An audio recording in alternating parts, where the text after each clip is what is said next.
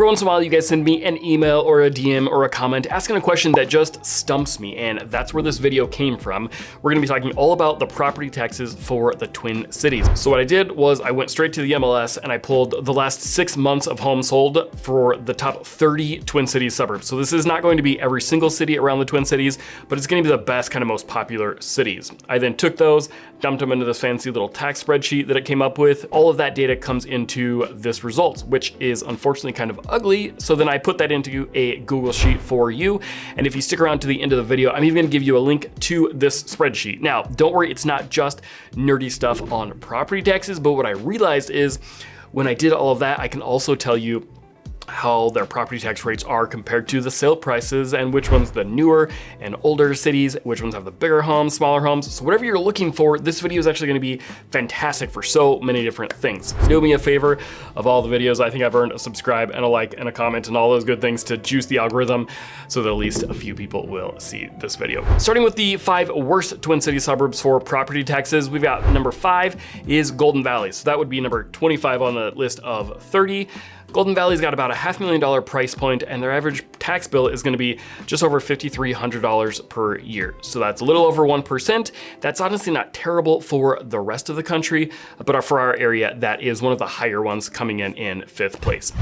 Homes in that area are going to be built in the 60s, so they are a little bit older, and it's kind of your average, a little more than 3 beds and 2 bath house. Most of what I see is either older and it's gonna be smaller, like only 3 or 4 bedrooms, maybe 1 or 2 bathrooms, and then there are some newer ones that you'll see that might have that 3rd bathroom that people like. Coming in at 4th for the worst suburbs is Minneapolis. Now, to be honest with you, this one doesn't surprise me at all. Minneapolis taxes just are higher than usual. I have really no idea why, and maybe I shouldn't even get into the politics of it, but I would think with the bigger cities, you would think their taxes would be lower because there's a lot more people, you know, paying the bills for the streets or whatever, right? The density, population density is so much higher. For whatever reason, it's not. Minneapolis and St. Paul are both pretty high tax cities. They have been doing a lot of rehabilitation, kind of rehab, you know, rejuvenation programs for the cities. So it could be that there's some of that going on. And then of course, they're always trying to make infrastructure upgrades to really attract the big name corporations and, you know, sporting events and things like that into the city. Obviously, we've had some different things going on with, you know, police and politics and some of that. So I'm not sure exactly what the reason is, but if you are moving to Minneapolis, you just got to know their property taxes are definitely a little bit high. Average sale price in Minneapolis isn't terribly high at just over $400,000 for the median. Those homes are again oldest because you're going to see the oldest homes in the hearts of Minneapolis and St. Paul. So the median year built on that is only 1942. Those are also relatively small homes. So 1700 square feet is pretty common for those areas.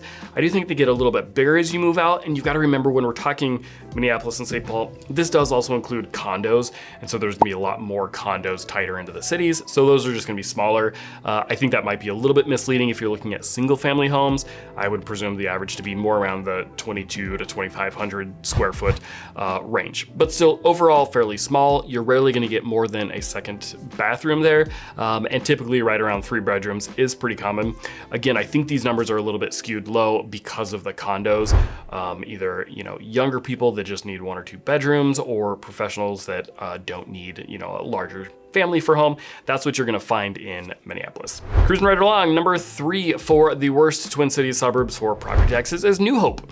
New Hope, I was a little bit surprised by. A lot of people haven't heard of New Hope necessarily. It's a pretty small little area. It's kind of like a flyover city in a way. I don't know that it's one of the most popular, but it's a nice area. I got nothing against New Hope, except for the property taxes do come in pretty darn high at 1.12. You can see their price point is fairly low, which is nice, at $337,000. Similar types of houses you're gonna see there, those are a little bit older. It is a little bit further out of Minneapolis, so it's actually only 1978 for a median year built. So slightly newer, but still older houses. They're still pretty small, you know, quite a few detached garages and stuff, just like you would see in Minneapolis. Second to worst is St. Paul, Minnesota. Now, again, I'm not really surprised. The bigger cities are just generally higher property taxes. They're also gonna be older. They're gonna be smaller homes.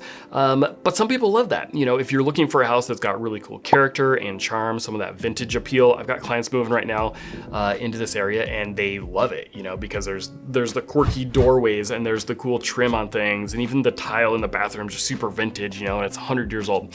So if you're looking for that sort of thing, you can definitely find really cool character and charm. It's going to be a lot more walkable, obviously, because you're in so close to all the different amenities, but those property tax bills are just going to be higher. St. Paul coming in at 1.18, which is pretty steep for the Twin Cities. Their median price is only $334, which is kind of nice, again, but that's going to include things like condos, which will kind of skew those numbers to the lower side. And coming at number 1 for being the worst property tax rate of the 30 that I surveyed is Hopkins. Now, Hopkins is kind of an interesting city. I was a little surprised to see it on the list. Hopkins is kind of like the older, wiser sibling in the family compared to, you know, the younger, more popular Eden Prairie and Edina and Plymouth and Minnetonka, right? That it's kind of circled by all those other main cities. Hopkins is a really cool area. It's very small. It's very like boutique. It seems to me like it was like the place to be 50 or 60 years ago. You know, it was kind of an old money feeling town. It's certainly not bougie or high end. Their price point is still also lower, so it's considerably less expensive than Edina or Eden Prairie, some of those around it. But it does still have really good school districts, and a big appeal for Hopkins is people relocating to Minnesota from places like Cargill or US Bank. They have some corporate headquarters in that area, and so corporate reloads are pretty common in the Hopkins area. All right, now that we've gotten you through the worst property tax cities, why don't we talk about the best ones? And these ones are actually much more exciting to me, and I was actually pleasantly surprised with some of them that I didn't necessarily know were gonna be such good cities. So coming in at number 5 for the lowest property tax bill is gonna be Ramsey, Minnesota. Ramsey is another one that may not be super popular, I don't think, but I love it. It's actually right next door to us. It's on the north side of the Twin Cities. Ramsey is an area where you can find certainly affordable homes. However, they're going to be a little bit larger lots, which I love, a little more wooded. You know, you can very easily find like a 1-acre lot in Ramsey. The average year built is 2001 as well, which actually surprised me too. I think the reason for that is gonna be there was quite a few that were built in like the 80s and 90s timeframe, but then they're also doing a lot of new construction now as well. And so they're shifting to a few different new construction developments that are pulling that number up. You can still find affordable homes for this area, but Ramsey can be a great option if you're looking for just a little more space and maybe a little bit bigger home. As you can see, they've also got 3.5 bedrooms on average, and so they are a little bit bigger, consistently getting a 4th bedroom and quite often getting that 3rd bathroom as well. Coming in number 4 for the best Twin City suburbs for property taxes is gonna be Eagan, Minnesota. Eagan's a cool area that's on the south side, kind of down below St. Paul right there. It is head to the Vikings headquarters, is kind of their big claim to fame for that city.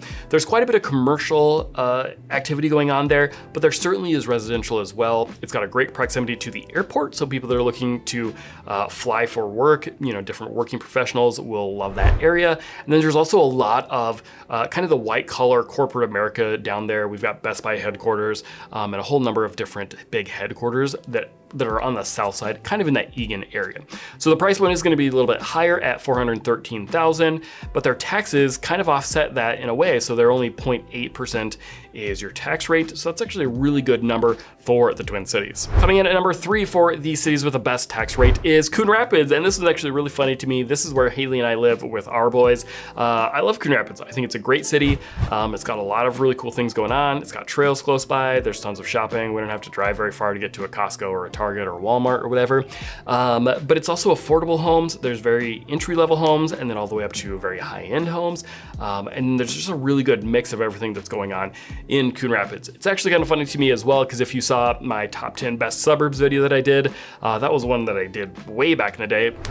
But everyone gave me a hard time in the comments because I made Coon Rapids my number 1. And it was kind of a joke at the time, but it was just because I think it's very subjective. And so if you're looking for an area to live, you just gotta understand everybody has very different priorities. You know, what your priorities and your proximity are can totally vary. But we've owned 3 homes in Coon Rapids and we love it. Also right next door to Coon Rapids is Andover, Minnesota, which is coming in at our 2nd best Twin City suburbs for property taxes. Now Andover is everything that Coon Rapids has, but I'd say it's a little bit more. The price point's definitely a little bit higher at $461.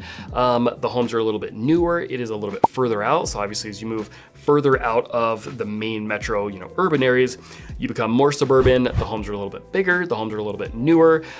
Median built in 1997, and they're generally more like 2 stories versus Coon Rapids might have split entries. But again, on the north side, you're seeing great options as far as price point and tax rates. Personally, I'm a little bit biased. I will say if you are looking for a more affordable home, the north side is always gonna have better options. As a general rule of thumb, the price point goes down on the north side as opposed to the south or the west sides. And I think the biggest reason is really proximity to the airport. And so the south side has more of the white collar, higher paying jobs, quite frankly. And then north side is a little more blue collar. They're both great options. There's not one that's better than the other. But depending if you're looking for a better deal, you can get more home generally for less money if you're looking on the north side, like in Coon Rapids or Andover. And finally, coming out at the #1 best city for property taxes, I was actually really surprised. This is Woodbury, Minnesota. So a great city, love Woodbury. I didn't necessarily think they would have the lowest tax rate because it's a fairly young city. So you can see 2001 is the median year built for Woodbury. These are higher end homes, generally about $500,000, but that's primarily just because they're newer. There is new construction, but there's also resale.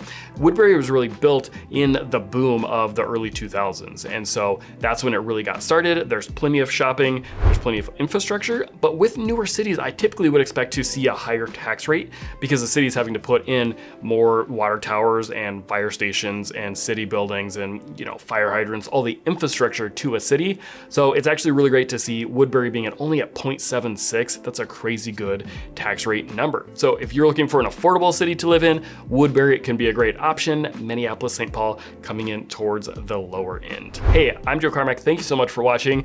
I seriously appreciate it, especially on this video of all of them. If you'd like more info on moving to the Twin Cities, just go check out the page, find all my contact info down below, and I'll see you next time.